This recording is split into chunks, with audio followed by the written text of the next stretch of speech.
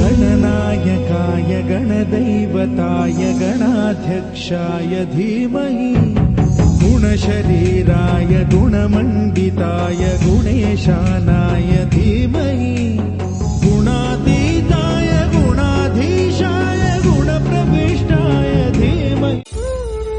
The sages of our tradition have discovered remedies for the various sufferings that occur in human life, such as pain, hardship, poverty, illness, disease, obligation, and enmity, and have introduced these remedies through the medium of Vrata Kathas. It is a well-held belief among Hindus that beginning of any religious activity with the worship of Lord Ganesha brings auspiciousness. Similarly, worshipping Lord Ganesha is also prescribed for the soothing of the difficulties we face. This has been a long-standing tradition. According to the scriptures and the words of the sages, performing the Sankashta Hara Ganpati Vrata helps remove the chain of misfortunes that strike a person and brings joy and prosperity. This Vrata observance guide was written by our grandfather, late Shri C. Lakshminarayanan, in a simple manner, adhering to the rules of time and to the best of his ability, in such a way that even ordinary devotees can follow it easily and without lapses, including the proper procedures for the observance. If this work proves even slightly useful to devout and faithful individuals, we will consider our effort fulfilled. ओम श्री गणपति शारदा गुरुभ्यो नमः. श्री संकष्टहर गणपति पूजे. General description. This puja should be performed on the day of the Bahula Chaturthi or Krishna Paksha Chaturthi in the month of Shravana, and also during the night time when the moon is visible, that is Chandrodaya Kala, in every month. The most suitable time for this vrata is during the Bahula Chaturthi, which falls on the 4th day of the waning moon phase. Since the Chaturthi must coincide with the night, if it occurs after noon or in the evening, then that day should be chosen to observe the vrata. The vrata should not be observed the next day during the daytime, even if Chaturthi falls then.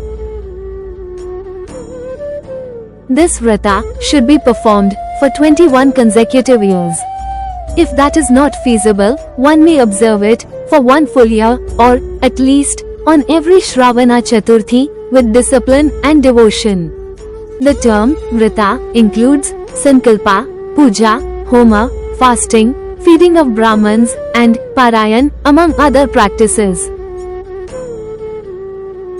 For the puja, the following items are needed: Bilva leaves, garike hullu, thumbe flowers, red kanigale flowers, sandalwood sticks, camphor, coconut, betel leaves, areca nuts, various fruits, modka, for the main offering, that is, Mahanavedya. Items for Abhisheka, like milk, curd, ghee, honey, sugar, tender coconut water, pure water. Kalsha vessel, Arghipatra, Uddharne, Gante, Aarti plate, Ganpati idol, flower garlands, plates, mango leaves, banana stem, lamps, oil, Gejjiye Vastra, Yagnupavita, Gandha, Akshate, Arishina, Kumkuma, Sindhura, Shweta Arka Pushpa, and Dakshine. Preparations. On the day of the vrata, wake up at sunrise, take a bath, wear clean, traditional clothes, complete your daily rituals. Observe a fast until evening.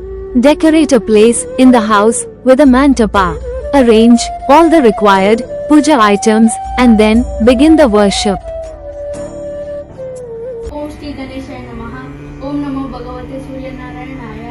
आदिशक्ते जगन्माते भक्तानुग्रहकारिणी सर्वत्र सर्वव्यापिके नन्ते श्री संगीते नमोस्तुते. अपवित्रं पवित्रो वा सर्ववस्थं गतोऽपि वा यः स्मरेत् पुण्डरीकाक्षं सभा भयान्तरा शुचिः.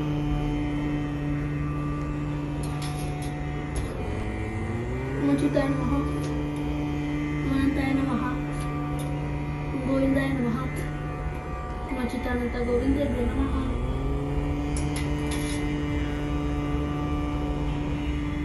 केशव, नारायण, माधव, गोविंद, विष्णु, मधुसूदन, त्रिविक्रम, ವಾಮನ, ಶ್ರೀಧರ, ಋಷಿಕೇಶ, ಪದ್ಮನಾಭ, ದಾಮೋದರ. ಪ್ರಾಣಾನಾಯಮ್ಯ ಪ್ರಣವಸ್ಯ ಪರಬ್ರಹ್ಮ ಋಷಿಃ ಪರಮಾತ್ಮಾ ದೇವತಾ ದೇವಿ ಗಾಯತ್ರಿ ಛಂದಃ ಪ್ರಾಣಾಯಾಮೇ ವಿನಿಯೋಗಃ. ಓಂ ಭೂಃ ಓಂ ಭುವಃ ಓಂ ಸ್ವಃ ಓಂ ಮಹಃ ಓಂ ಜನಃ ಓಂ ತಪಃ ಓಂ ಸತ್ಯಂ ಓಂ ತತ್ಸವಿತುರ್ವರೆಣ್ಯಂ ಭರ್ಗೋ ದೇವಸ್ಯ ಧೀಮಹಿ ಧಿಯೋ ಯೋ ನ ಪ್ರಚೋದಯಾತ್. ಓಮಾಪೋ ಜ್ಯೋತಿರಸೋಮೃತಂ ಬ್ರಹ್ಮ ಭೂರ್ಭುವಸ್ಸುವರೋ. ಮಮ ಉಪಾತ್ತ ಸಮಸ್ತ ದುರಿತಕ್ಷಯದ್ವಾರ ಶ್ರೀ ಪರಮೇಶ್ವರ ಪ್ರೀತ್ಯರ್ಥಂ ಅಸ್ಮಾಕಂ ಸಹ ಕುಟುಂಬಾನಾಂ ಕ್ಷೇಮಸ್ಥೈರ್ಯ ವಿಜಯ ಆಯುರಾರೋಗ್ಯ ಐಶ್ವರ್ಯ ಅಭಿವೃದ್ಧ್ಯರ್ಥಂ ಧರ್ಮ ಅರ್ಥ ಕಾಮ ಮೋಕ್ಷ ಚತುರ್ವಿಧ ಫಲಪುರುಷಾರ್ಥ ಸಿದ್ಧ್ಯರ್ಥಂ. ಓಂ ಶತಮಾನಂ ಭವತಿ ಶತಾಯುಃ ಪುರುಷಃ ಶತೇಂದ್ರಿಯ ಆಯುಷ್ಯೇವೇಂದ್ರಿಯೇ ಪ್ರತಿಷ್ಠತಿ.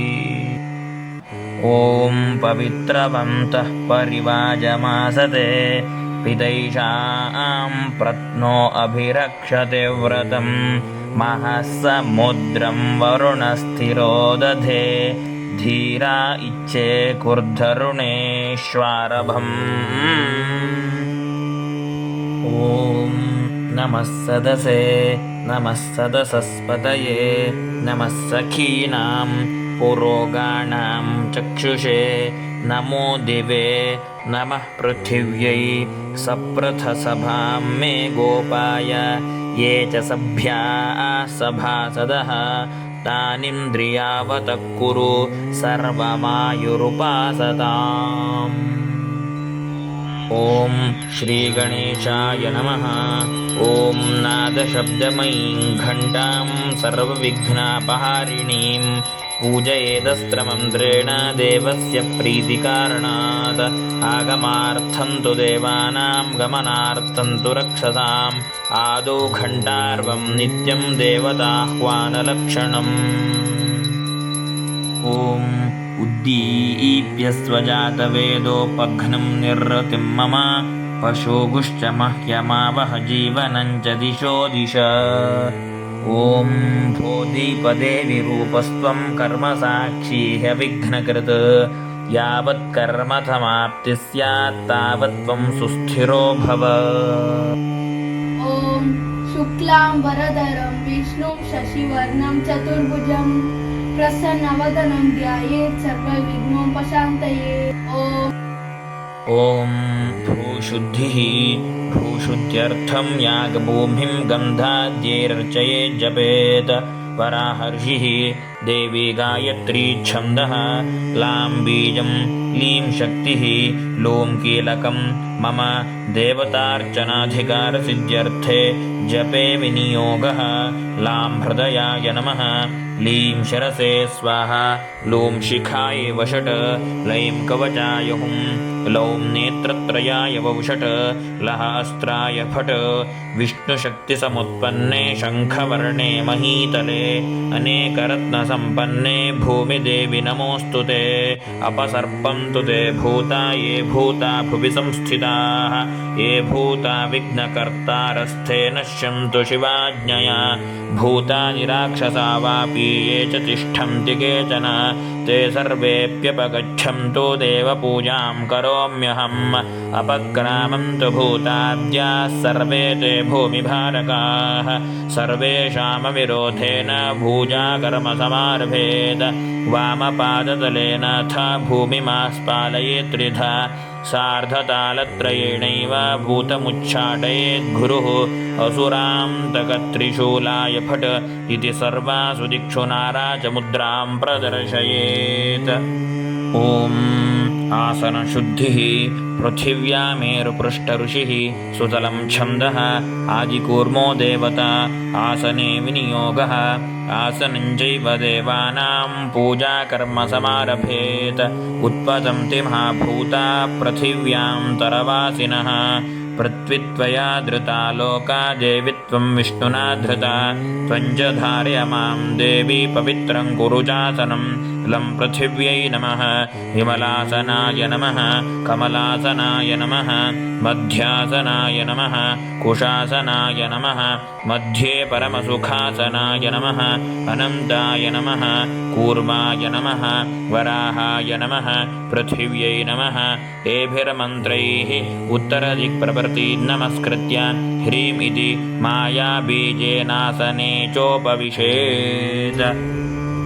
मोचिताय नमः अनंताय नमः गोविंदाय नमः मोचितानंद गोविंदाय नमः।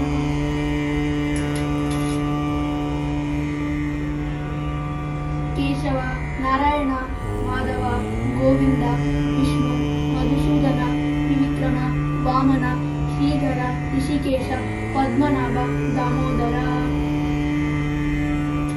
प्राणानायम्य प्रणवस्य परब्रह्म ऋषिः परमात्मा देवता देवी गायत्री छन्दः प्राणायामे विनियोगः ॐ भूः ॐ भुवः ॐ सुवः ॐ महः ॐ जनः ॐ तपः ॐ सत्यम् ॐ तत्सवितुर्वरेण्यं भर्गो देवस्य धीमहि धियो यो न प्रचोदयात् ओमापो ज्योतिरसोऽमृतं ब्रह्म भूर्भुवस्सुवरो।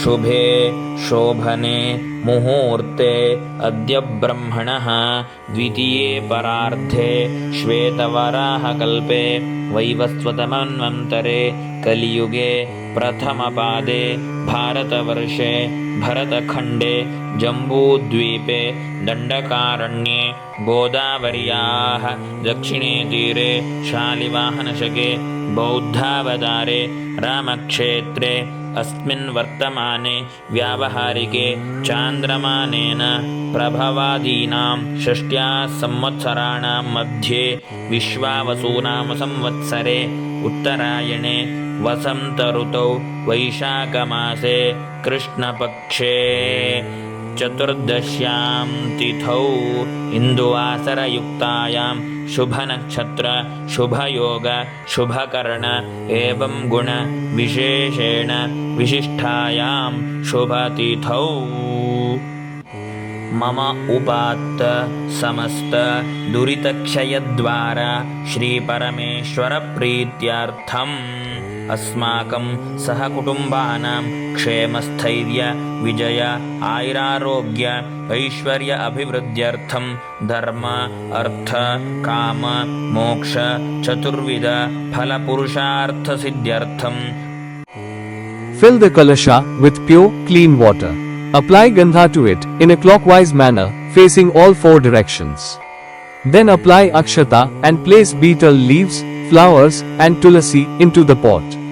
Place your right hand on top of the kalasha and cover it with both hands and then chant the following mantra to consecrate it.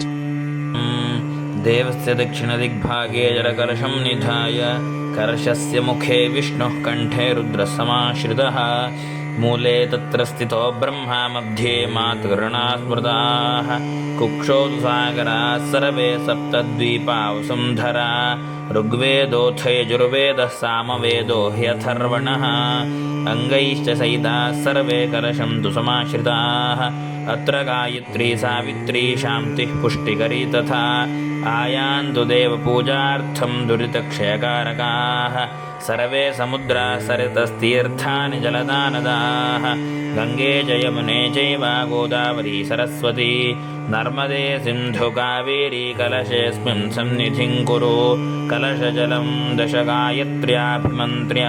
Just like in the Kalsha Puja, wash the conch, that is, the shantha, with the water from the kalasha, fill it with water while chanting Om, and then worship it by decorating it with gandha, akshate, patre, and flowers. शङ्खार्चनं स्वेष्टदेवतास्त्रमन्त्रेण शङ्खं प्रक्षाल्य यम् अस्त्राय फटिति ईश्वरस्य एवमन्येषां स्वदक्षिणभागे भूमौ चतुरस्रमण्डलं कृत्वा व्यापकमण्डलाय नमः इति सम्पूज्य तदुपरि प्रक्षालितमाधारं निधाय मम वह्निमण्डलाय धर्मपददशकलात्मने नमः इति सम्पूज्य तदुपरि शङ्खं निधाय ॐ अर्कमण्डलाय अर्थप्रदद्वादशकलात्मने नमः इति सम्पूज्य प्रणवेन ॐ जलमापूर्य ॐ सोममण्डलाय कामप्रदषोडशकलात्मने नमः इति जलं सम्पूज्य गन्धपुष्पादिभिरभ्यर्च्य चक्रमुद्रया संरक्ष्य सुरभिमुद्रया अमृतीकृत्य तार्क्ष्यमुद्रया निर्वशीकृत्य शङ्खमुद्रां प्रदर्श्य शङ्खं चन्द्रार्कदैवत्यं मध्ये वरुणदेवता पृष्ठे प्रजापतिस्तत्र अग्रे गङ्गा सरस्वती ॐ पाञ्चजन्याय विद्महे पद्मगर्भाय धीमहि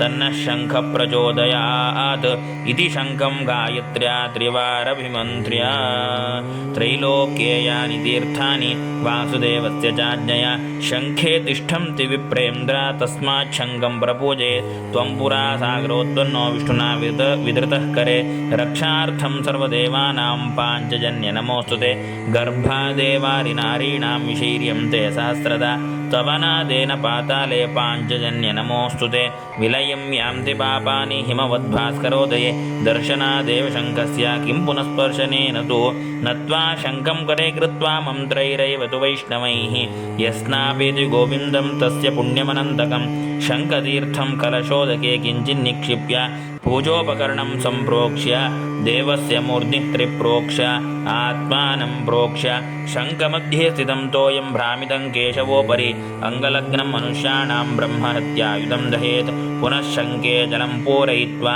गन्धादिभिरभ्यर्च्य देवस्य दक्षिणदिग्भागे स्थापयेत्.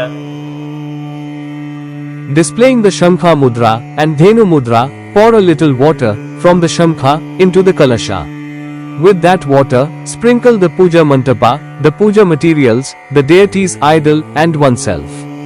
Then pour the remaining water into the arghya vessel, refill the Shankha with water, decorate it, and place it on the left side of the deity. If a dedicated Shankha worship is not performed, then sprinkle using the Kalasha water as mentioned above and then begin the Ganpati Puja. ओम स्वस्ति पुण्याहवाचनं श्री संकष्टार गणपति व्रतांगत्वेन शुद्ध्यर्थं हृद्यर्थं अभ्युदयार्थं च ब्राह्मणैः सह स्वस्ति पुण्याहवाचनं करिष्ये. पुण्याहांगं नाना गोत्रान् ब्राह्मणानां हिरण्येन भोजयिष्ये.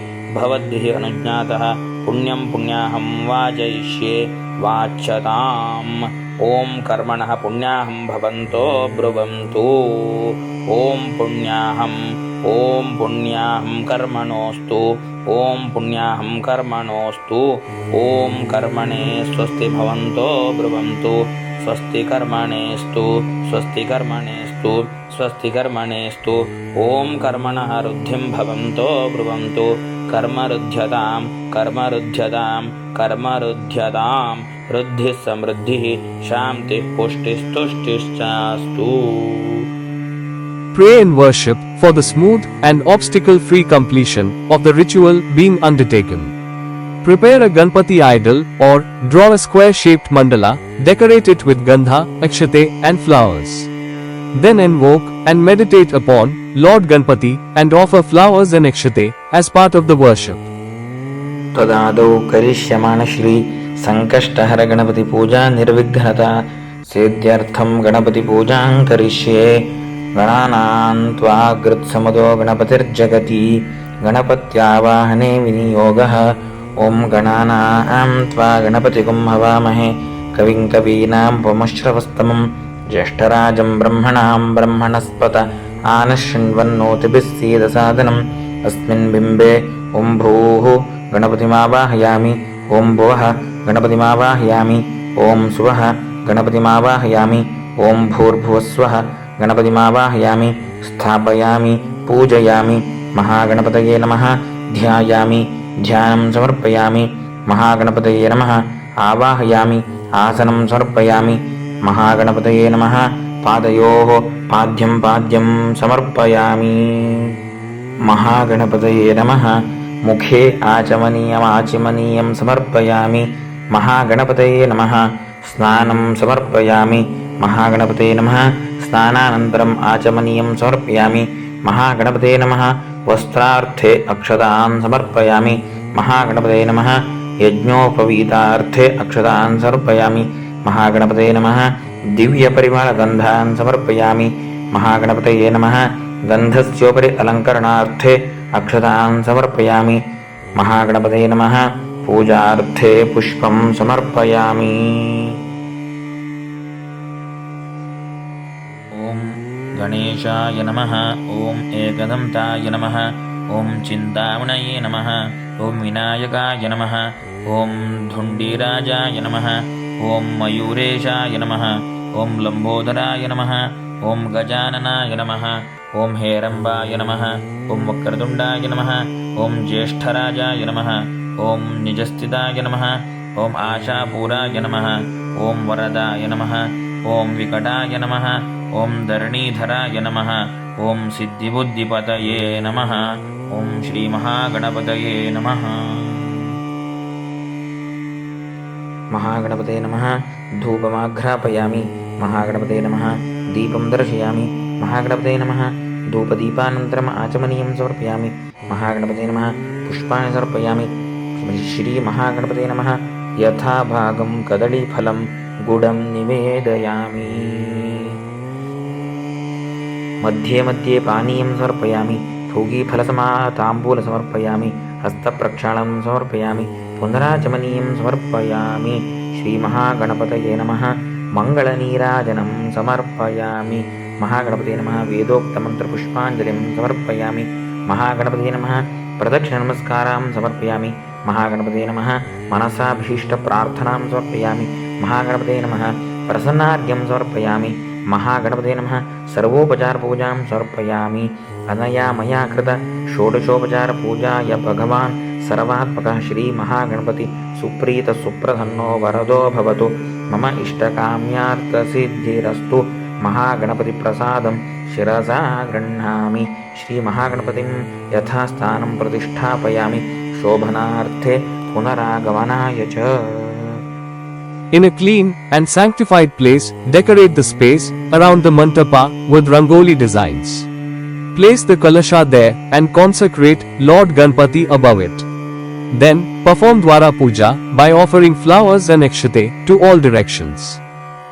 ॐ द्वारपालपूजां करिष्ये ॐ पूर्वद्वारे द्वारश्ये नमः धात्रे नमः विधात्रे नमः ॐ दक्षिणद्वारे द्वारश्ये नमः ॐ चण्डाय नमः ॐ प्रचण्डाय नमः ॐ पश्चिमद्वारे द्वारश्ये नमः ॐ जयाय नमः ॐ विजयाय नमः ॐ उत्तरद्वारे द्वारश्ये नमः शङ्खनिधये नमः पुष्पनिधये नमः द्वारपालपूजां समर्पयामि। In the center of a beautifully decorated mantapa, adorned with banana stems, mango leaves, and various flowers, place rice in 2 banana leaves, or on a plate. On top of the rice, draw an 8-petaled lotus, that is, Ashtadala Padma, and in the center of it, place the kalasha. Fill the kalasha with pure water, cover it with a clean cloth, and insert 5 sacred leaves, and a silver or symbolic coin or ornament into it. Then place a coconut on top of the kalasha. In front of the kalasha, install the idol of Lord Ganpati and worship it with devotion. Alternatively, instead of placing a coconut, you may place the Ganpati idol directly on top of the kalasha and worship it.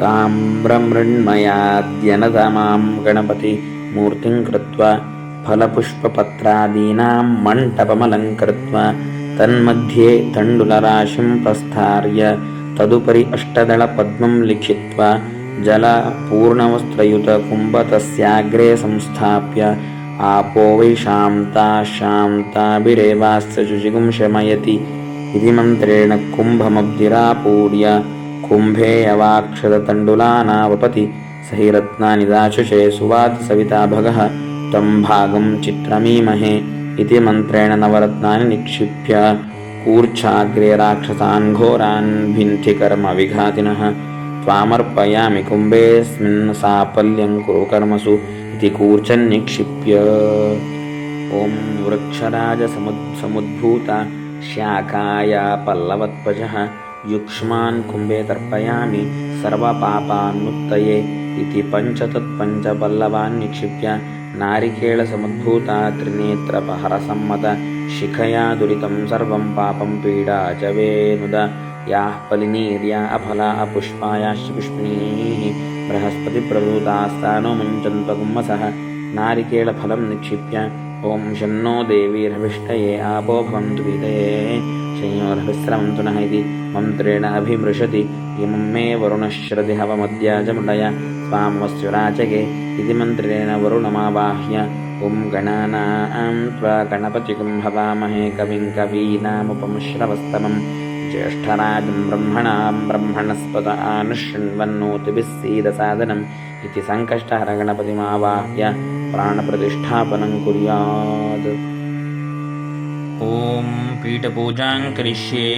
ॐ आधारशक्त्यै नमः। ॐ मूलप्रकृत्यै नमः। ॐ कूर्माय नमः। ॐ अनन्ताय नमः। ॐ वास्तुपुरुषाय नमः। ॐ पृथिव्यै नमः। ॐ मणिमण्डपाय नमः। ॐ रत्नमन्दिराय नमः। ॐ स्वर्णवेदिकायै नमः। ॐ रत्नसिंहासनाय नमः। ॐ श्वेतच्छत्राय नमः। ॐ धवलचामराय नमः। ॐ धर्माय नमः।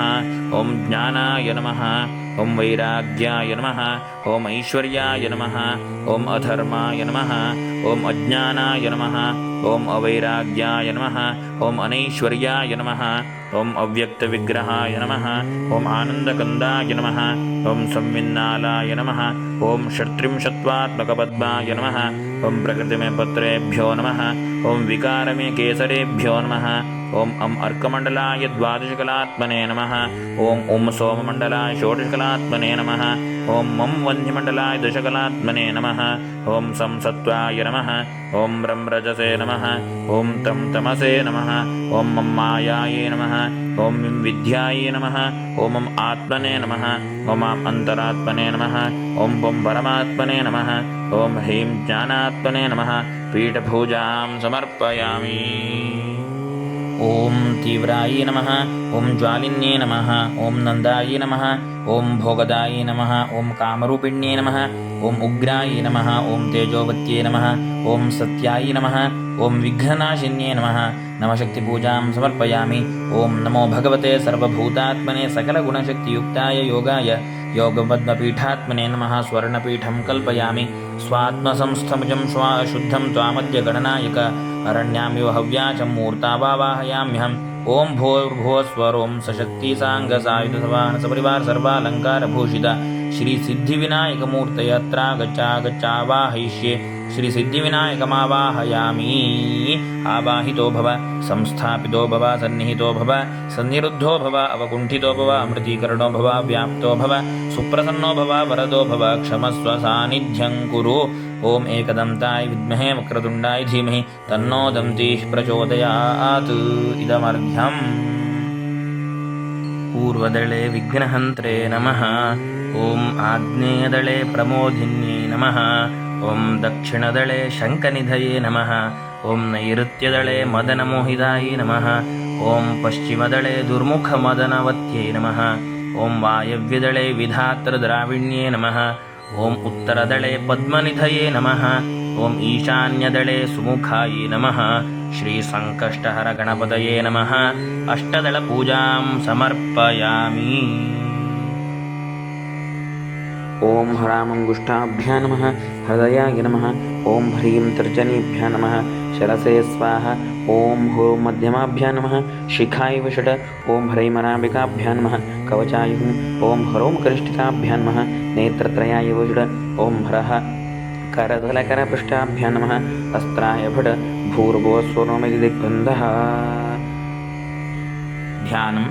ॐ रक्ताम्भोधिस्तपोतोल्लसदरुणरोजादिरूढाकराब्जैः पाशङ्कोदण्डमिक्षूनभयवरगुणान् अङ्कुशं पञ्चबाणान् बिभ्राणासृक्कपोला त्रिनयनरुचिरा पीनवृक्षोरुहाढ्या देवी बालार्कवर्णा भवतु सुखकरी प्राणशक्तिः परा नः। ॐ ह्रां ह्रीं ह्रूं क्रों यारालाव श श स हो हंस सोऽहं हंसः श्रीसङ्कष्टगणपतिदेवता प्राणाः मम प्राणाः श्रीसङ्कष्टगणपतिदेवता जीवः मम जीवः प्राणापानव्यानोदानसमानसप्राणाः सर्वेन्द्रियाणि वाङ्मनश्चक्षुश्रोत्रजिह्वाघ्राणैः सह उच्छ्वासनिश्वासरूपेण वाक्पाणिपायूपस्थाः मनोबुद्ध्यहङ्कारचित्तविज्ञानानि बहिरागत्य अस्मिन् मण्डले बिम्बे कलशे प्रतिमायां सुखेन चिरं तिष्ठन्तु स्वाहा। ॐ असुनीते पुनरस्मासु चक्षुः पुनः प्राणमिहनो देहि भोगम् जोक्पश्येम सूर्यमुच्छरं तमनुमते मृडया न स्वस्ति अमृतं वै प्राणाः अमृतमापः प्राणानेव यथास्थानमुपह्वयेत् प्राणप्रतिष्ठापने विनियोगः स्वामिन् सर्वजगन्नाथ यावत् उजांसानकं तावत् त्वं प्रीतिभावेन बिम्बेऽस्मिन् सन्निधिं कुरु आवाहितो भव स्थापितो भव सन्निहितो भव सन्निरुद्धो भव सुप्रसन्नो भव वरदो भव व्याप्तो भव अवकुण्ठितो भव सर्वाभीष्टफलदो भव। ॐ सांघ सायुध सशक्ति सवाहन सपरिवार सहित श्री संकष्टगणपतिमावाहयामि। ओं भूः संकष्टगणपतिमावाहयामि। ओं भुवः संकष्टगणपतिमावाहयामि। ओं स्वः संकष्टगणपतिमावाहयामि। ओं भूर्भुवस्वः संकष्टगणपतिमावाहयामि। स्थापयामि पूजयामि। एकदन्ताय विद्महे वक्रतुण्डाय धीमहि तन्नो दन्तिः प्रचोदयात्। ओं तत्पुरुषाय विद्महे वक्रतुण्डाय धीमहि तन्नो दन्तिः प्रचोदयात्।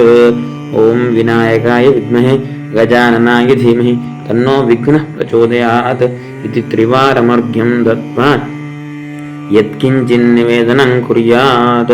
कर्ता श्री संकष्टगणपतिदेवता प्राणप्रतिष्ठापनमुहूर्त सुमुहूर्तो भवन्तु सुमुहूर्तोऽस्तु। ध्यानं लम्बोदरं चतुर्बाहुं त्रिनेत्रं रक्तवर्णकं नानारत्नसुवेशाढ्यं प्रसन्नास्यं विचिन्तयेत्। ध्यायेत् गजाननं देवं तप्तकाञ्चनसन्निभं चतुर्भुजं महाकायं सूर्यकोटिसमप्रभं। श्रीसङ्कष्टगणपतये नमः। ध्यायामि ध्यानं समर्पयामि आवाहनं समर्पयामि। आगच्छ विघ्नराजेन्द्रस्थाने चात्र स्थिरोद्भव आराधयिष्ये भक्तोऽहं भवन्तं सर्वसिद्धिदम्। आगच्छत्वं जगन्नाथ सुरासुरनमस्कृत अनाथनाथ सर्वज्ञ गीर्वाणगणसेवितः। ॐ सहस्रशीर्षा पुरुषः सहस्राक्ष सहस्रपात् स भूमिं विश्वतो वत्वा अत्युत्तिष्ठदशाङ्गुलम्। श्रीगजास्याय नमः। आवाहनं समर्पयामि। आसनं गोप्तात्वं सर्वलोकानाम् इन्द्रादीनां विशेषतः भक्तादारिद्र्यविच्छेत्ता एकदन्तनमोऽस्तु ते। मोदकां धारयन् हस्ते भक्तानां वरदायक देवदेव नमस्तुभ्यं भक्तानां फलदो भव। ॐ पुरुष एवेदगुं सर्वं यद्भूतं यच्छ भव्यम् उतामृतत्वस्येषानः यदन्नेनातिरोहति। श्रीविघ्नराजाय नमः। आसनं समर्पयामि। ॐ महागणपतये नमः। पादारविन्दयोः पाद्यं समर्पयामि। ॐ महागणपतये नमः। हस्तयोः अर्घ्यं समर्पयामि। ॐ महागणपतये नमः। मुखे आचमनीयं समर्पयामि। ॐ आपोहिष्ठामयो भुवस्तान ऊर्जे दधातन महेरणाय चक्षसे यो वश्यवतमोरसस्तस्य भाजयते हनः उषतीरिव मातरः तस्मा रङ्गमामवो यस्य क्षयाय जिन्वथ आपो जनयथा जनः। ॐ पयोदधिकृतं चैव शर्करा मधुसंयुतं मधुपर्कं गृहाणत्वं गजवक्त्रनमोऽस्तु ते। श्री उमासुताय नमः। मधुपर्कं समर्पयामि।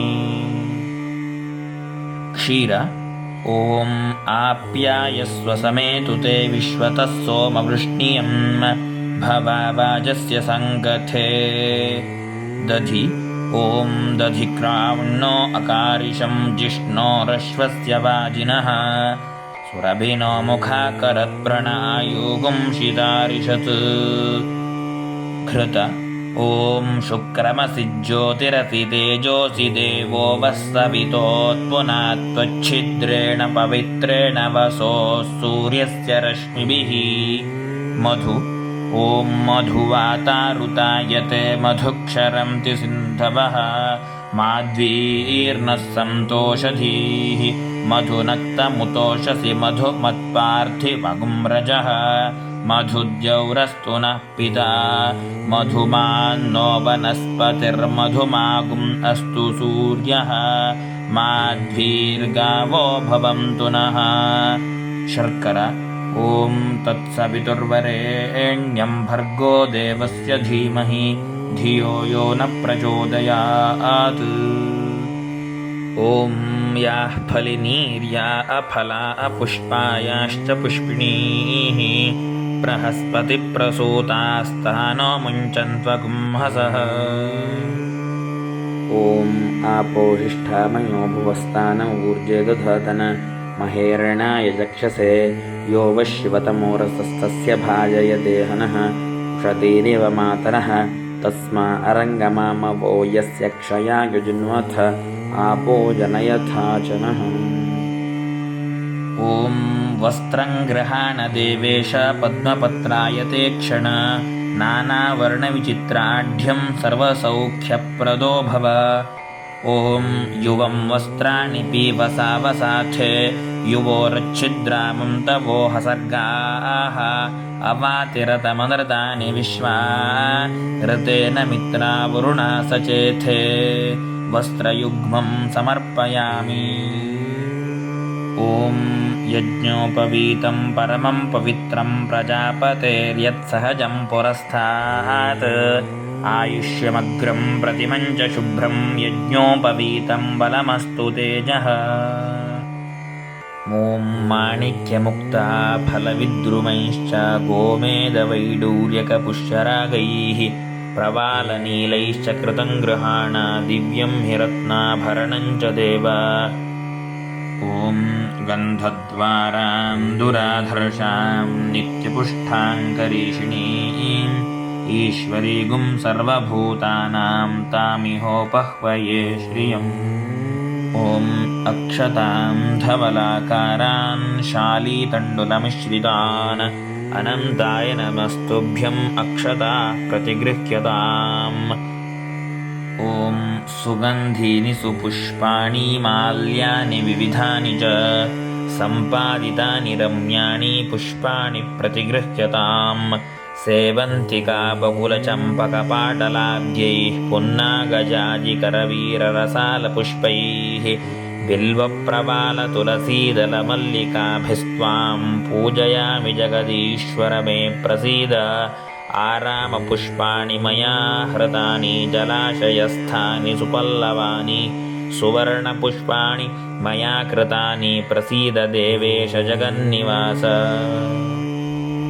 ॐ चन्दनागुरुकस्तूरीरोचनं कुङ्कुमान्वितं श्रीगन्धं चारुकर्पूरं लेपनं प्रतिगृह्यताम् गन्धद्वारां दुरादर्शां नित्यपुष्टाङ्करीषिणीम् ईश्वरीगुं सर्वभूतानां तामिहोपह्वये श्रियम् ॐ शरणागतदीनार्तपरित्राणपरायणे सर्वस्यार्त्यहरे देवी नारायणि नमोऽस्तु ते सर्वमङ्गलमाङ्गल्ये शिवे सर्वार्थसाधिके शरण्ये त्र्यम्बके गौरी नारायणि नमोऽस्तु ते ॐ उदितारुणसङ्काशं जपाकुसुमसन्निभं सिन्धूरं ते प्रदास्यामि भूषणार्थं प्रतिगृह्यताम् श्रीसर्वेश्वराय नमः सिन्धूरचूर्णं समर्पयामि ॐ सुमुखाय नमः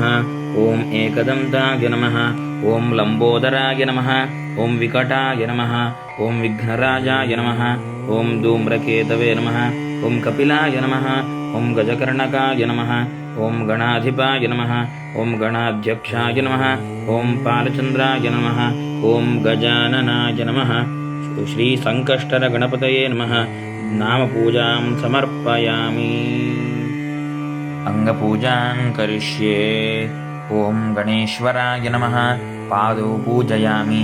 ॐ अघनाशनाय नमः। जानुनी पूजयामि।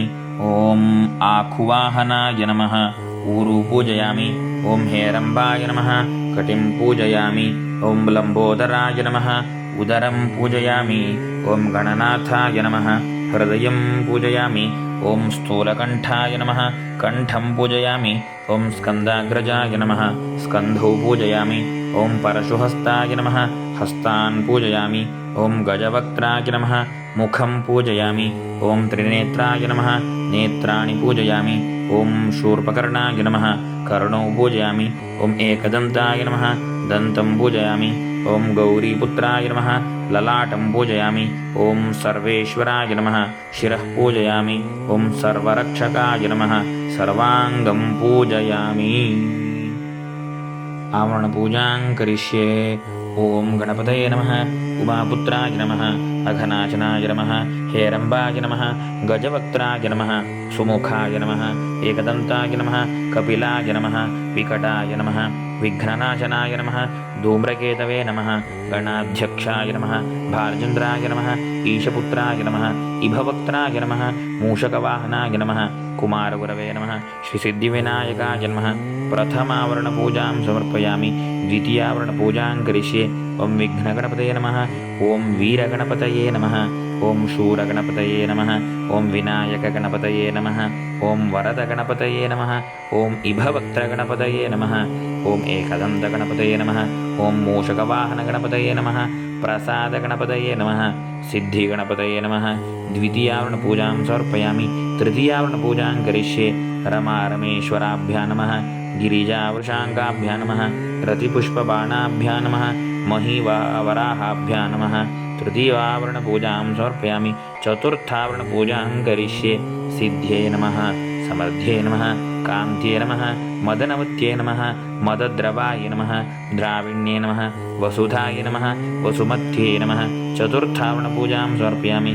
पञ्चमावरणपूजां करिष्ये। ॐ सुराधिपतये इन्द्राय नमः। तेजोधिपतये अग्नये नमः। धर्माधिपतये यमाय नमः। रक्षोधिपतये निरृतये नमः। जलाधिपतये वरुणाय नमः। प्राणाधिपतये वायुवे नमः। धनाधिपतये कुबेराय नमः। विद्याधिपतये ईशानाय नमः। पञ्चमावरणपूजां समर्पयामि। षष्ठावरणपूजां करिष्ये। अर्कविनायकाय नमः। दुर्गविनायकाय नमः। ॐ भीमचण्डविनायकाय नमः। देहलीविनायकाय नमः। उद्दण्डविनायकाय नमः। पाशपाणिविनायकाय नमः। सर्वविनायकाय नमः। श्रीसिद्धिविनायकाय नमः। षष्ठावरणपूजां समर्पयामि। सप्तमावरणपूजां करिष्ये। लम्बोदरविनायकाय नमः। चतुर्दन्तविनायकाय नमः। स्थूलकण्ठविनायकाय नमः। कूष्माण्डविनायकाय नमः। राजपुत्रविनायकाय नमः। प्रसादविनायकाय नमः। सप्तमावरणपूजां समर्पयामि। अष्टमावरणपूजां करिष्ये। वक्रतुण्डविनायकाय नमः। एकदन्तविनायकाय नमः। त्रिमुखविनायकाय नमः।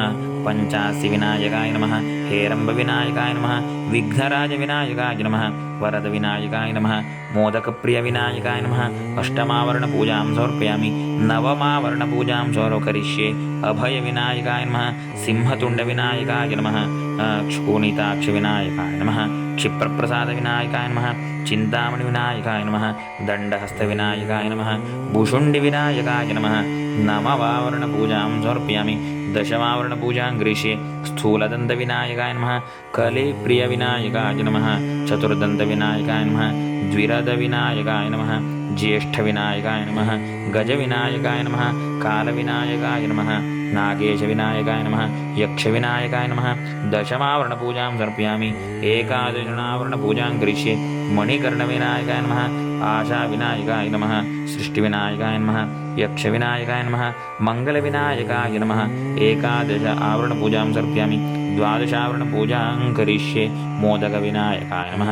प्रमोदविनायकाय नमः। आमोदविनायकाय नमः। सुमुखविनायकाय नमः। दुर्मुखविनायकाय नमः। ज्ञानविनायकाय नमः। द्वारविनायकाय नमः।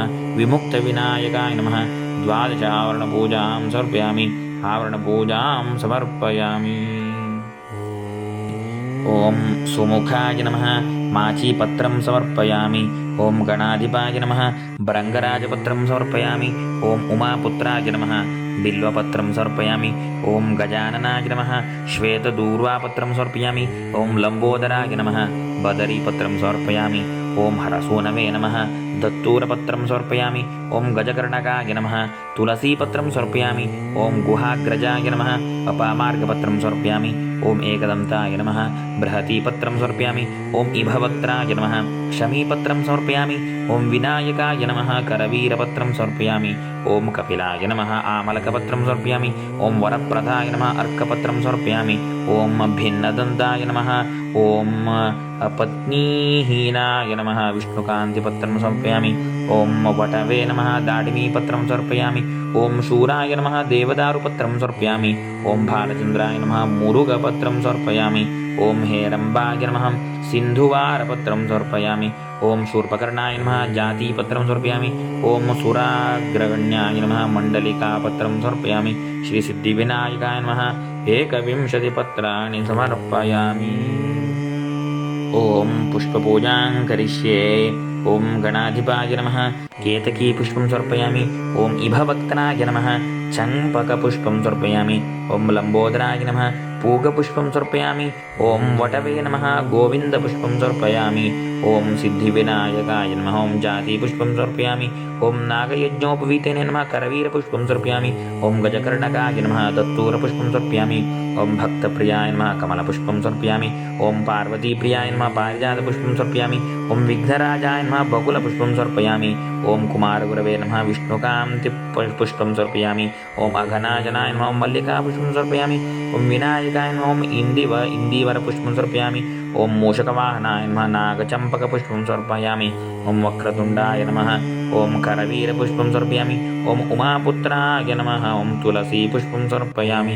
ॐ अव्यक्ताय नमः ॐ नारसिंहपुष्पं समर्पयामि ॐ द्वैमातुराय नमः मुनिपुष्पं समर्पयामि ॐ वामनाय नमः ॐ अर्कपुष्पं समर्पयामि बीजापुराय नमः द्रोणपुष्पं समर्पयामि पुष्पपूजां समर्पयामि ॐ गणेशाय नमः दूर्वायुग्मपूजां समर्पयामि ॐ वक्रतुण्डाय नमः दूर्वायुग्मपूजां समर्पयामि ॐ उमापुत्राय नमः दूर्वायुग्मपूजां समर्पयामि ॐ विघ्नराजाय नमः दूर्वायुग्मपूजां समर्पयामि ॐ गणेश्वराय नमः दूर्वायुग्मपूजां समर्पयामि ॐ कामदाय नमः दूर्वायुग्मपूजां समर्पयामि ॐ जीमूताय नमः दूर्वायुग्मपूजां समर्पयामि ॐ अञ्जनसमप्रभाय नमः दूर्वायुग्मपूजां समर्पयामि ॐ योगिध्येयाय नमः दूर्वायुग्मपूजां समर्पयामि ॐ दिव्यगुणाय नमः दूर्वायुग्मपूजां समर्पयामि ॐ महाकायाय नमः दूर्वायुग्मपूजां समर्पयामि ॐ गजवक्त्राय नमः दूर्वायुग्मपूजां समर्पयामि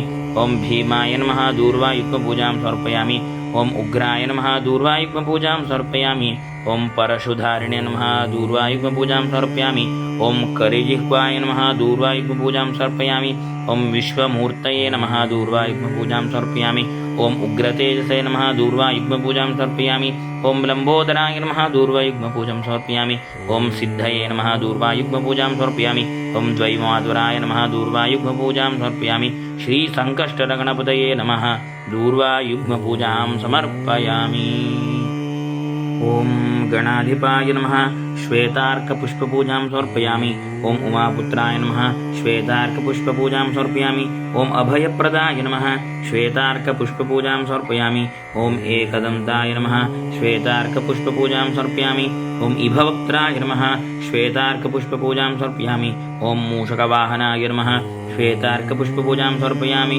ॐ विनायकाय नमः श्वेतार्कपुष्पपूजां समर्पयामि ॐ ईशपुत्राय नमः श्वेतार्कपुष्पपूजां समर्पयामि ॐ लम्बोदराय नमः श्वेतार्कपुष्पपूजां समर्पयामि ॐ वक्रतुण्डाय नमः श्वेतार्कपुष्पपूजां समर्पयामि ॐ अघनाशनाय नमः श्वेतार्कपुष्पपूजां समर्पयामि ॐ विघ्नविध्वंसकर्त्रे नमः श्वेतार्कपुष्पपूजां समर्पयामि ॐ विश्ववन्द्याय नमः श्वेतार्कपुष्पपूजां समर्पयामि ॐ अमरेश्वराय नमः श्वेतार्कपुष्पपूजां समर्पयामि ॐ गजवक्त्राय नमः श्वेतार्कपुष्पपूजां समर्पयामि ॐ नागयज्ञोपवीते नमः श्वेतार्कपुष्पपूजां समर्पयामि ॐ पालचन्द्राय नमः श्वेतार्कपुष्पपूजां समर्पयामि ओम पशुपरशुधारिणे नमः श्वेतार्कपुष्पपूजां समर्पयामि। ओम विघ्नाधिपाय नमः श्वेतार्कपुष्पपूजां समर्पयामि। ओम सर्वविद्याप्रदायकाय नमः श्वेतार्कपुष्पपूजां समर्पयामि। ओम कृष्णपिङ्गलाय नमः श्वेतार्कपुष्पपूजां समर्पयामि। श्रीसङ्कष्टहरगणपतये नमः श्वेतार्कपुष्पपूजां समर्पयामि। ओम विनायकाय नमः ओम विघ्नराजाय नमः ओम गौरीपुत्राय नमः ओम गणेश्वराय नमः ओम स्कन्दाग्रजाय नमः ओम अव्ययाय नमः ओम पूताय नमः ओम दक्षाध्यक्षाय नमः ओम द्विजप्रियाय नमः ओम अग्निगर्भच्छिदे नमः ओम इन्द्रश्रीप्रदाय नमः ओम वाणीबलप्रदाय नमः ओम सर्वैश्वर्यप्रदाय नमः ओम शर्वतनयाय नमः ओम शर्वप्रियाय नमः ओम सर्वात्मकाय नमः ओम सृष्टिकर्त्रे नमः ओम देवानीकार्जिताय नमः ओम शिवाय नमः ओम शुद्धाय नमः ओम बुद्धिप्रियाय नमः ओम शान्ताय नमः ओम ब्रह्मचारिणे नमः ओम गजाननाय नमः ओम द्वैमातुराय नमः ओम मुनिस्तुत्याय नमः ओम भक्तविघ्नविनाशकाय नमः ओम एकदन्ताय नमः ओम चतुर्बाहवे नमः ओम शक्तिसंयुताय नमः ओम चतुराय नमः ओम लम्बोदराय नमः ओम शूर्पकर्णाय नमः ओम हेरम्भाय नमः ओम ब्रह्मवित्तमाय नमः ओम कालाय नमः ओम ग्रहपतये नमः ओम कामिने नमः ओम सोमसूर्याग्निलोचनाय नमः ओम पाशाङ्कुशधराय नमः ओम चण्डाय नमः ओम गुणातीताय नमः ओम निरञ्जनाय नमः ओम अकल्मषाय नमः ओम स्वयं सिद्धार्चितपदाय नमः ओम बीजपूरकाय नमः ओम अव्यक्ताय नमः ओम गदिने नमः ओम वरदाय नमः ओम शाश्वताय नमः ओम कृतिने नमः ओम विद्वत्प्रियाय नमः ओम वीतभयाय नमः ओम चक्रिणे नमः ओम इक्षुजापधृते नमः ओम अब्जुलोत्तरकराय नमः ओम श्रीदाय नमः ओम श्रीहेतवे नमः ओम स्तुतिहर्षिताय नमः ओम कुलादिभृते नमः ओम जटिने नमः ओम चन्द्रचूडाय नमः ओम अमरेश्वराय नमः ओम नागयज्ञोपवीतिने नमः ओम श्रीकण्ठाय नमः ओम रामार्चितपदाय नमः ओम रथिने नमः ओम स्थूलकण्ठाय नमः ओम त्रैकर्त्रे नमः ओम सामघोषप्रियाय नमः ओम पुरुषोत्तमाय नमः ओम स्थूलतुण्डाय नमः ओम अग्रगण्याय नमः ओम ग्रामण्ये नमः ओम गणपाय नमः ओम स्थिराय नमः ओम वृद्धाय नमः ओम सुभगाय नमः ओम शूराय नमः ओम वागीशाय नमः ओम सिद्धिदाय नमः ओम दूर्वाबिल्वप्रियाय नमः ओम कान्ताय नमः ओम पापहारिणे नमः ओम कृतागमाय नमः ओम समाहिताय नमः ओम वक्रतुण्डाय नमः ओम श्रीप्रदाय नमः ओम सौम्याय नमः ओम भक्तकाङ्क्षितदाय नमः ओम अच्युताय नमः ओम केवलाय नमः ओम सिद्धाय नमः ओम सच्चिदानन्दविग्रहाय नमः ओम ज्ञानिने नमः ओम मायायुक्ताय नमः ओम दान्ताय नमः ओम ब्रह्मिष्ठाय नमः ओम भयवर्जिताय नमः ओम प्रमत्तदैत्यभयदाय नमः ओम व्यक्तमूर्तये नमः ओम अमूर्तकाय नमः ओम पार्वती शङ्करोत्सङ्गकेलनोत्सवलालाय नमः ओम समस्तजगदाधाराय नमः ओम वरमूषकवाहनाय नमः ओम हृष्टस्तुताय नमः ओम प्रसन्नात्मने नमः सर्वसिद्धिप्रदायकाय नमः अष्टोत्तरनामपूजां समर्पयामि।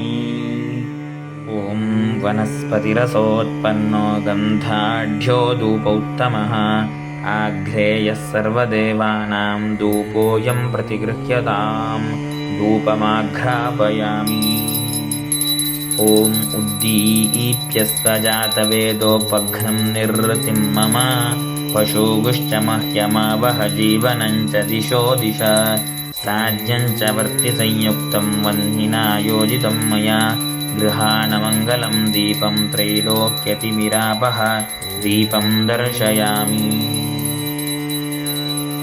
नैवेद्यं पुरतो निधाय अपवित्रपवित्रो वा सर्वावस्थाङ्गतोऽपि वा यस्मरेत् पुण्डरीकाक्षं सबाह्याभ्यन्तरशुचिः ओं भूर्भुवस्वः इति प्रोक्ष्य सत्यन्त्वर्तेनेति परिशिच्य श्रीमत्पुण्डरीकाक्षाय नमः अन्नाय नमः अन्नब्रह्मणे नमः अमृतस्वरूपिण्ये नमः देवान्नाय नमः दिव्यान्नाय नमः शाल्यम्नाय नमः पूर्णकुम्भाय नमः आदाय दक्षिणकरेण सुवर्णदर्वीं दुग्धान्नपूर्णमिदरेण च रत्नपात्रं भिक्षाप्रदानिरतां नवहेमवर्णामम्बां भजे कनकभूषणमाल्यशोभाम् अन्नमेवेतो लक्ष्मीरन्नमेव जनार्दनः अन्नं पर्वतरूपेण त्राहि मां परमेश्वरि श्री अन्नपूर्णा परमेश्वर्यै नमः गन्धादिसकलाराधने स्वर्चितमस्तु ॐ देवस्य त्वा सवितुप्रसवेश्विनोर्बाहुभ्यां पूष्णो हस्ताभ्याम् ॐ भूर्भुवस्वरों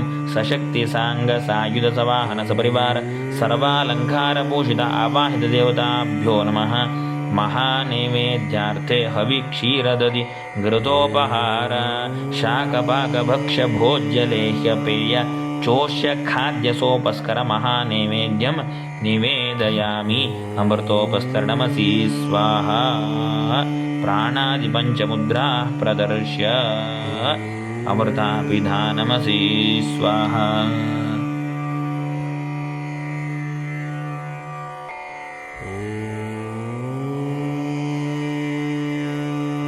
पूगीफलसमायुक्तं नागवल्लीदलैर्युतं चूर्णं कर्पूरसंयुक्तं ताम्बूलं प्रतिगृह्यताम् मुखवासनार्थे ताम्बूलं निवेदयामि। ॐ सर्वदेवाधिदेवत्वं सर्वसिद्धिप्रदायकं भक्त्या दत्तां मया देव स्वीकुरु स्वर्णदक्षिणा हिरण्यगर्भगर्भस्थं हेमबीजं विभावसोः अनन्तपुण्यं फलधं शतशान्ति प्रयच्छ मे। श्रीसर्वेश्वराय नमः। सुवर्णपुष्पदक्षिणां समर्पयामि। ॐ विश्वतश्चक्षुरुत विश्वतो मुखो विश्वतो हस्त उत विश्वतस्पाद सम्बाहुभ्यां नमति सम्पतत्रैर्ध्या वा पृथिवी जनयन् देव एकः। ॐ आशास्ते यजमानोऽसौ आयुराशास्ते सुप्रजास्त्वमाशास्ते सजातमनस्यामाशास्ते उत्तरां देवयज्ञामाशास्ते भूयो हविष्करणमाशास्ते दिव्यं धामाशास्ते विश्वं प्रियमाशास्ते यदनेन हविषाशास्ते तदर्ष्यात् तदद्यात् तदस्मै देवाराधन्तां तदग्निर्देवो देवेभ्यो वनते वयमग्नेर्मानुषाः इष्टं च वीतं च उभे च नोऽध्या वा पृथिवी अगुंहसस्पादाम् इह गतिर्वामस्येतं च नमो देवेभ्यः।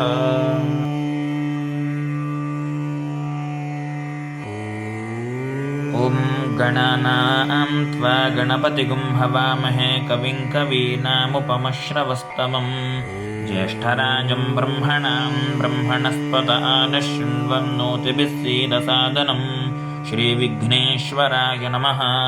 तद्विष्णोः परमं पदकं सदा पश्यन्ति सूरयः दिवीव चक्षुरा ततं तद्विप्रासो वन्यवो जाग्रवागुं सस्समिन्धते विष्णोर्यत्परमं पदं गौरीमिमाय सलिलानि तक्षति एकपदी द्विपदी सा चतुष्पदी अष्टापदी नवपदी बभूवुषी सहस्राक्षरा परमे व्योमन् बहुग्वै बह्वश्वायै बह्वजाविकायै बहुव्रीह्यवायै बहुमाशतिलायै बहुहिरण्यायै बहुहस्तिकायै बहुदासपुरुषायै रैमत्यै पुष्टिमत्यै बहुरायस्पोजायै राजास्तु सोमो वा एतस्य राज्यमादत्ते यो राजा सन्द्राज्यो वा सोमेन यजते देवसुवामेतानि हविगुंषि भवन्ति एतावन्तो वै देवानागुं सवाः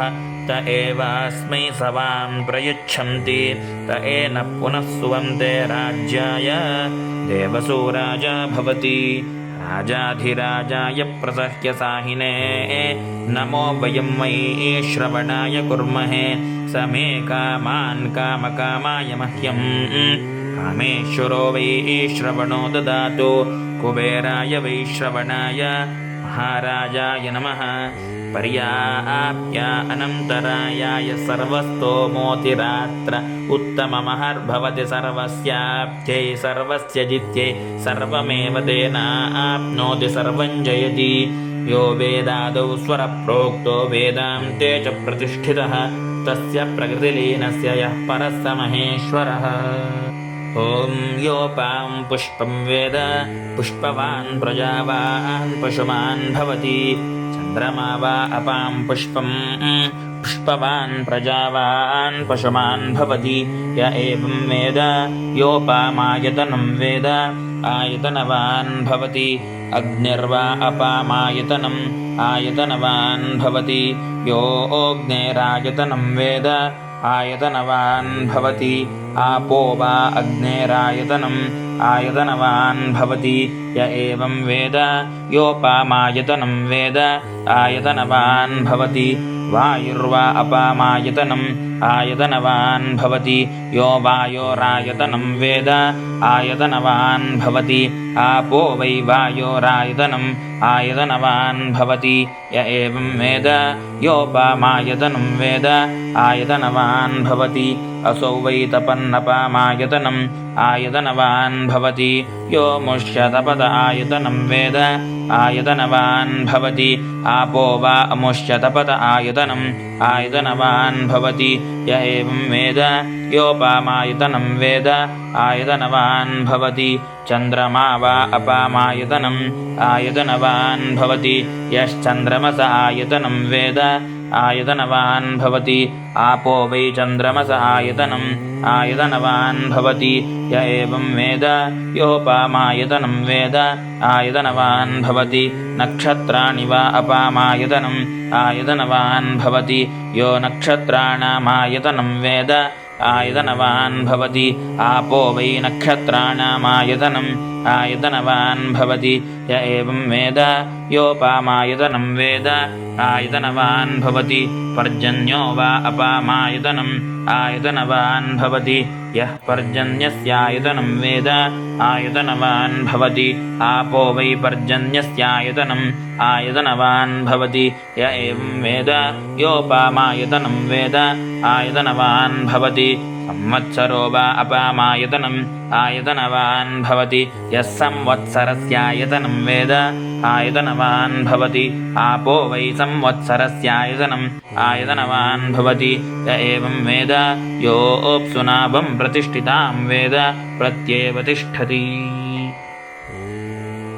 ॐ यानि कानि च पापानि जन्मान्तरकृतानि च तानि तानि विनश्यन्ति प्रदक्षिणं पदे पदे पापोऽहं पापकर्माहं पापात्मा पापसम्भवः त्राहि मां कृपया देव शरणागतवत्सल अन्यथा शरणं नास्ति त्वमेव शरणं मम तस्मात् कारुण्यभावेन रक्ष मां गणनायक ॐ नमस्करोमि देवेश सर्वविघ्नहरो भव शीघ्रं मम वरं देहि परत्र च पराङ्गतिं नमो नमस्ते विघ्नेश सर्वविघ्ननिवारक नमस्करोमि वरदा सर्वकामार्थसिद्धये यज्ञेन यज्ञमयजन्त देवाः तानि धर्माणि प्रथमां न्यासन् ते हनाकं महिमानः सचन्ते यत्र पूर्वे साध्याः सन्ति देवाः श्रीसङ्कष्टहरगणपतये नमः नमस्कारान् समर्पयामि ॐ फलान्यमृतं कल्पानि सुरुचिन्यघनाशन अनीतानि मया भक्त्या गृहाण गणनायक ॐ गृहाणपादुके दिव्ये सरत्ने छत्रचामरे दर्पणं व्यजनं चैव राजभोगाय कल्पितं पूजां ते पुनः पूजां करिष्ये छत्रं धारयामि चामरं वीजयामि गीतं श्रावयामि नृत्यं नटामि वाद्यं वादयामि अश्वम् आरोहयामि गजम् आरोहयामि आन्दोलिकाम् आरोहयामि समस्तराजोपचार देवोपचार शक्त्योपचार भक्त्योपचार मानसोपचार पूजां समर्पयामि श्रीसङ्कष्टहरगणपतये नमः राजोपचार पूजां समर्पयामि ॐ गगनां गणसन्धीप क्षीराब्धिमतनोद्भव विभासगदिगन्तानां सोमराज नमोऽस्तु ते रोहिणी सहित चन्द्रमते नमः नमस्कारं समर्पयामि ॐ गणेशाय नमस्तुभ्यं सर्वसिद्धिप्रदायक सङ्कष्टहर मे देव गृहाणार्घ्यं नमोऽस्तु ते श्रीसङ्कष्टहरगणपतये नमः प्रथमार्घ्यं समर्पयामि ॐ क्षीरसागरसम्भूत सुधारूपनिशाकर गृहाणार्घ्यं मया दत्तं गणेशप्रीतिवर्धनं श्रीसङ्कष्टहरगणपतये नमः इदमर्घ्यं समर्पयामि ॐ कृष्णपक्षे चतुर्थ्वान्तु सम्पूजितविधूदये क्षिप्रप्रसादितो देव गृहाणार्घ्यं नमोऽस्तुते श्रीसङ्कष्टहरगणपतये नमः इदमर्घ्यं समर्पयामि ॐ तिथिनामुत्तमे देवी गणेशप्रियवल्लभे सर्वसङ्कष्टनाशाय गृहाणार्घ्यं नमोऽस्तुते श्रीचतुर्थीदेव्यै नमः तृतीयार्घ्यं समर्पयामि दशानां मोदकानां च प्रदक्षिणाफलसंयुतं विप्राय तव तुष्ट्यर्थं वायनं प्रददाम्यहम्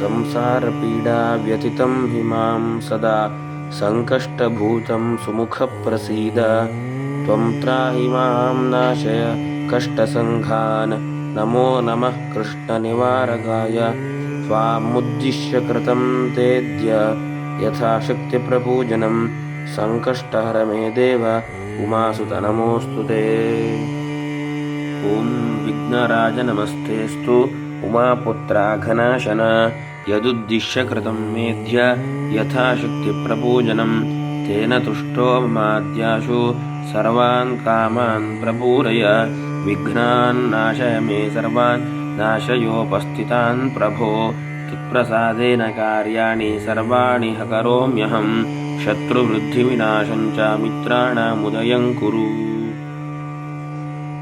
कृतवर्तमानकालनामि व्यावहारिके माध्याह्नकाले मत्कृतपूजाराधनेन श्रीमहागणपतिः प्रीयताम् ॐ तत्सद्ब्रह्मार्पणमस्तु पूजाकाले स्वरवर्ण मन्त्रतन्त्रलोपप्रायश्चित्तार्थं नामत्रय जपमहं करिष्ये ॐ अच्युताय नमः ॐ अनन्ताय नमः ॐ गोविन्दाय नमः ॐ अच्युताय नमः ॐ अनन्ताय नमः गोविन्दाय नमः ॐ अच्युताय नमः ॐ अनन्ताय नमः ॐ गोविन्दाय नमः ॐ अच्युतानन्तगोविन्देभ्यो नमः अयं दिव्यं बलिहरणं निवेदयामि बलिर्विभीषणो भीष्मः कपिलो नारदोऽर्जुनः प्राह्लादश्चाम्बरीषश्च हनुमश्च्यूकशौनकः बाणरावणचण्डी च नन्दीभृङ्गीरिटादयः सदाशिवप्रसादोऽयं सर्वे गृह्णन्तु शाम्भवा स्वस्ति प्रजाभ्यः परिपालयन्तां न्यायेन मार्गेण महीं महिषाः गोब्राह्मणेभ्यः शुभमस्तु नित्यं लोकाः समस्ताः सुखिनो भवन्तु काले वर्षतु पर्जन्यः पृथिवी सस्यशालिनी देशोऽयं क्षोभरहितो ब्राह्मणाः सन्तु निर्भयाः अपुत्राः पुत्रिणः सन्तु पौत्रिणः अधनाः सधनाः सन्तु जीवन्तु शरदां शतं सर्वे जनाः सुखिनो भवन्तु समस्तसन्मङ्गलानि भवन्तु इष्टकाम्यार्थसिद्धिरस्तु भद्रं शिवं मङ्गलं हरिः ॐ तत्सत्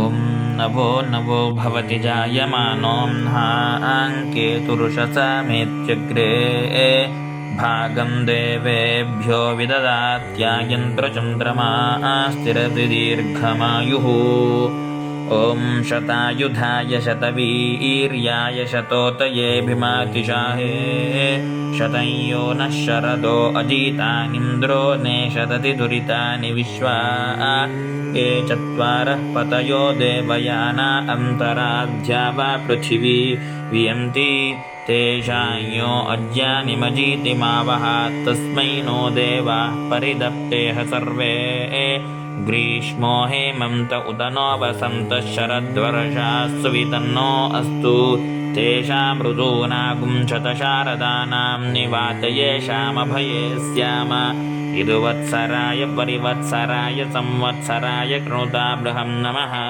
तेषां वयगुं सुमतौ यज्ञियानां जोगजिता हता स्याम भद्रां न श्रेयः समनैश्च देवास्त्वया वसेन समशीमहित्वा स नो मयो भूपितो आविशस्त्वशं तोकायतनुवे स्यो नः। ॐ करचरणकृतं वा कायजं कर्मजं वा श्रवणनयनजं वा मानसं वा पराधं विहितमविहितं वा सर्वमेतत् क्षमस्व। जय जय करुणाब्धे श्रीगणेश्वराय। आवाहनं न जानामि विसर्जनं पूजाविधिं च जानामि क्षमस्व करुणानिधे। अपराधसहस्राणि क्रियन्ते हर्निशं मया दासोऽहम् इति मां मत्वा क्षमस्व गणाधिप। कायेन वाचा मनसेन्द्रियैर्वा बुद्ध्यात्मना वा प्रकृते स्वभावात् करोमि यद्यत् सकलं परस्मै नारायणायेति समर्पयामि। अकालमृत्युहरणं सर्वव्याधिनिवारणं समस्तदुरितोपशमनं श्रीमहागणपति पादोदकं पावनं शुभम्।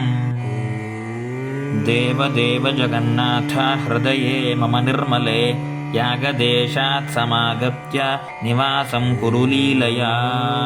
कोटिजन्मकृतं पुण्यं तत्क्षणेन लभ्यते कोटिजन्मकृतं पापं धारयेन विनश्यते।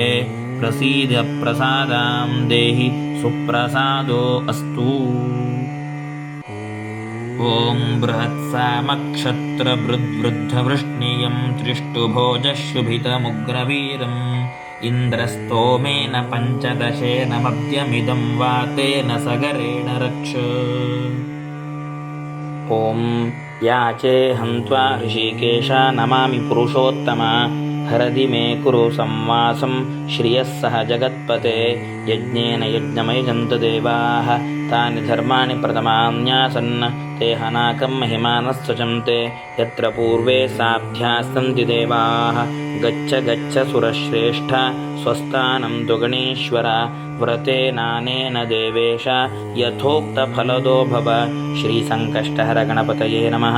यथास्थानम् उद्वासयामि इष्टकाम्यार्थसिद्ध्यर्थं पुनरागमनाय च। ॐ नमो हेरम्भ मदमोहित सङ्कष्टं निवारय निवारय।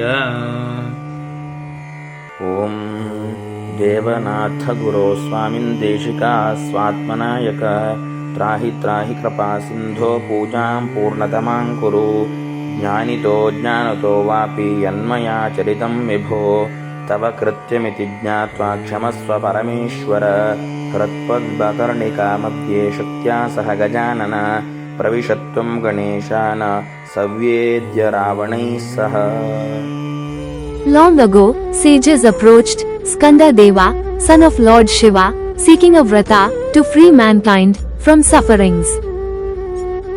The sages asked, O Shanmukha, teach us a vrata that removes poverty, disease, and all hardships. Skanda Deva said, O sages, listen, I shall reveal the sacred Sri Sankashtahara Ganpati Vrata, once taught by Krishna to Dharmaraja. By performing it, he reclaimed his lost kingdom. Ganpati's form is unique. His elephant head signifies wisdom, his trunk, Omkara, and his single tusk, the oneness of truth.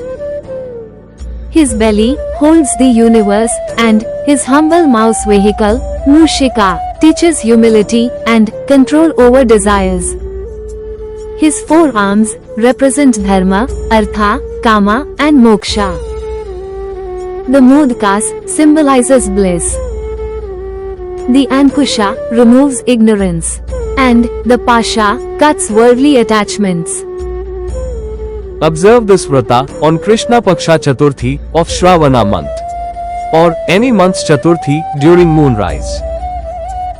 Rise early, bathe in water mixed with sesame seeds. Perform prayers, take a pledge and fast until evening moonrise. Prepare a clean worship table. Install Ganpati. Offer 21 Durva, 21 Bilva leaves, 21 white Arka flowers, and 10 sesame modkas. Offer water means Arghya to the moon with mantras and stay awake chanting Ganpati's name.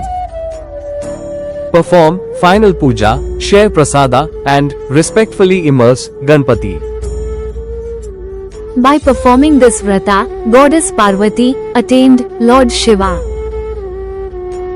Dharmaraja regained his kingdom. Lord Shiva defeated Tripurasura. Lord Rama achieved victory in his mission. Indra recovered his throne. Rishi Agastya gained the power to drink up the ocean to complete his task. Finally, Sri Krishna himself performed this vrata to reunite with Aniruddha. Lord Skandha declares whoever observes or hears this story gains wisdom, wealth, children, and happiness in this life and beyond. Thus ends the Sankashta Hara Ganpati Vrata Katha. May Lord Ganpati remove all your obstacles. Namaste. ॐ श्रीं ह्रीं क्लीं ग्लौं गं गणपतये वरवरद सर्वजनं मे वशमानय स्वाहा ॐ श्रीं ह्रीं क्लीं ग्लौं गं गणपतये वरवरद सर्वजनं मे वशमानय स्वाहा ॐ श्रीं ह्रीं क्लीं ग्लौं गं गणपतये वरवरद सर्वजनं मे वशमानय स्वाहा ॐ श्रीं ह्रीं क्लीं ग्लौं गं गणपतये वरवरद सर्वजनं मे वशमानय स्वाहा ॐ अभीप्सितार्थसिद्ध्यर्थं पूजितो यस्सुरैरपि सर्वविघ्नचिदे तस्मै श्रीगणाधिपतये नमः। श्रीमन्महागणपतिप्रसादसिद्धिरस्तु। भद्रं शुभं मङ्गलम्। सर्वजनं मे वशमानय स्वाहा ॐ श्रीं ह्रीं क्लीं ग्लौं गं गणपतये ॐ तत्सत् श्रीकृष्णार्पणमस्तु।